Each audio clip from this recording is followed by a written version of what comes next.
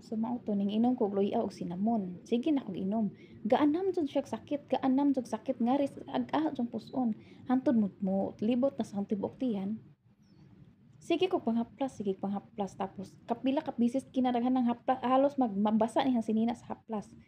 Kay kanang kuan na lagi butong nag-anam jud siya kasakit ingan nangayo ko sa akong kauban og kuan siya nga kung naay tambal kag kanang naay tablitas kang tambal sakit tiyan siya pagkuha nga tusod na ay buskupan. So nagkuha ko dito sud kay tamasud sila balay ng madam. Dito sa sud.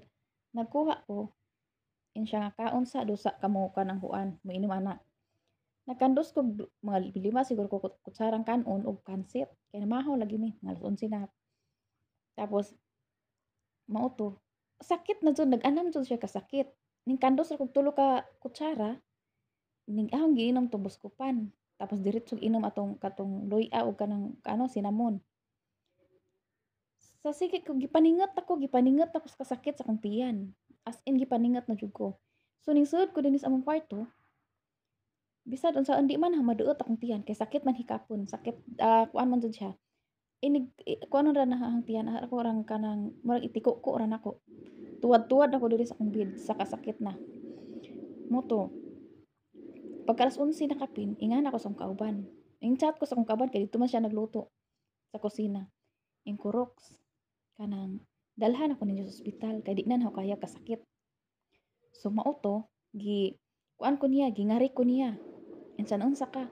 Sakit na kay kong tiyan dalhan ako ninyong ospital. So mao to siya nga sige ako ngadtuon si madam. Natuog pa si madam iyang gipukaw.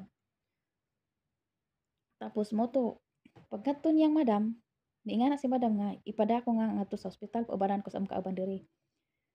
So mao ingan siya nga kana na ay muanhi tong driver pagpauban ni Tunit kato ang akong kauban ngadto.